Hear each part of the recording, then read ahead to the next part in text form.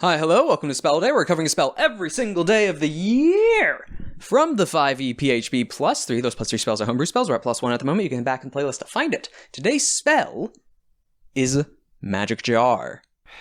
Hey, What? Look at me! Check me out! Yeah, okay, your eyes are white. What is this a possession? It's a freaking. I'm possessing this guy. 6th level Necromancy, casting time of 1 minute, range of self, components verbal somatic material, a gem, crystal, reliquary, or some other ornamental container with at least 500 gold pieces, duration until dispelled. Your body falls into a catatonic state as your soul leaves it and enters the container you used for the spell's material component. When your soul inhabits the container, you are aware of your surroundings as if you were in the container's space. You can't move or use reactions. The only action you can take is to project your soul at 100 feet out of the container, either returning to your living body and ending the spell, or attempting to possess a humanoid's body. You can attempt to possess any humanoid within 100 feet of you that you can see. Creatures warded by protection from evil and good or magic circle spell can't be possessed. The target must make a charisma saving throw. On a failure, your soul moves into the target's body and the target's soul becomes trapped in the container. On a success, the target resists your efforts to possess it, and you can't attempt to possess it again for 24 hours. Once you possess a creature's body, you control it. Your game statistics are replaced by the statistics of the creature, though you retain your alignment and your intelligence, wisdom, and charisma scores. You retain the benefit of your own class features. If the target has any class levels, you can't use any of its class features.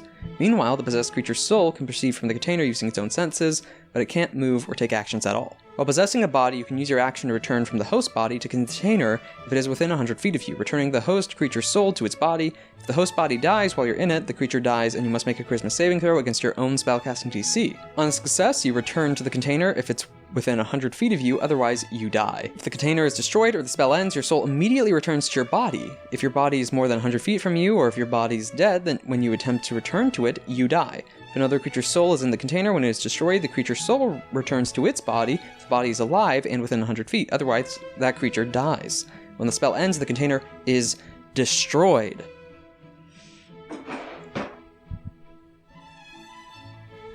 I mean, this is a DM spell. Okay, we're gonna have a lot to work through here. So, Magic Jar. What am I trying to think of? This is a king being possessed with the actual king's soul being in the jewel being worn by said king.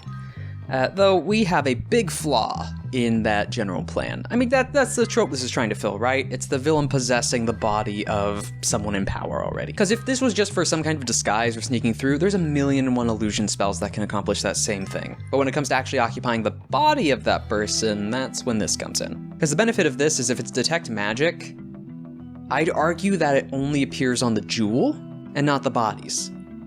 So if anyone's trying to check is there something wrong with the king and you have the jewel in a drawer somewhere, it's just gonna show up as the king. The soul's swapped, but it's the gem that has the magic detection on it. Also, when a creature does save from Magic Jar, do they know about it? It's a similar question with scrying, is if they passed, did they know something was about to happen or what the effect was? Or does it just happen in secret and they don't know about it? Because also, yes, the resources going into this, the 500 gold pieces every time you want to cast this spell, that's a bit of an investment. 6th level as well, generally gonna have to be a slightly more powerful person, but also what situation would a player use this? I mean, I'd like to see it, but I'm like even trying to think of an argument. It's that one scenario where you need to occupy the body, but it can't be detected, and that's more for players trying to investigate a villain or a villain sneaking around. I guess if you have evil players, you could do that. Because the issue as well is, and what Wizards is also stopping is you possessing the target and making it a save or suck by committing suicide as the target. The way they stop that is if the host body dies, you have to make quite the spellcasting DC against your own spell save DC, which gets harder the later level you are.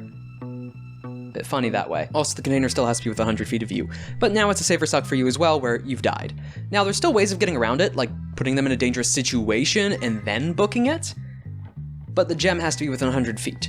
And we haven't even got to the biggest problem of Magic Jar.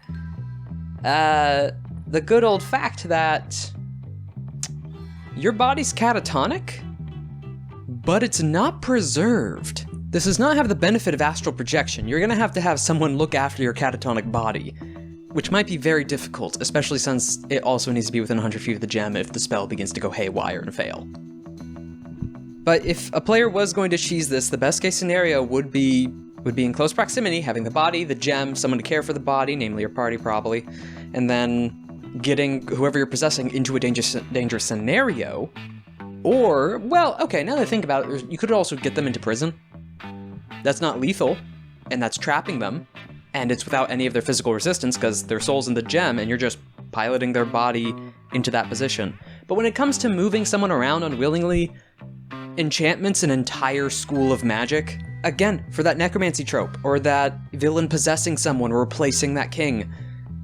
Illusion, enchantment can give you similar situations if you need to control someone specifically, or if you need to disguise yourself as someone else. Because casting this spell and setting up the situation, there's just other ways. I'm sure you can be creative with it. I'm sure you can get someone into a dangerous situation and try to work ways around all its fail-safes and ways it's trying to nerf itself.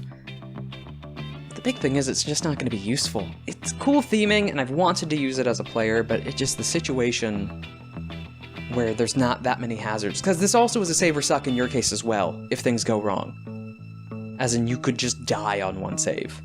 Against your own DC, meaning the higher level you are, the worse it actually is to cast this. Not to mention, one Dispel Magic can entirely screw you over. It's a DM spell, and because you're a DM, you can set things up, you can set characters up, you can set up the proper situation where this will be entertaining a villain and NPC. Fun times! In general use, actual utility compared to other spells available to even villains and DMs. And then to players, 2 out of 10.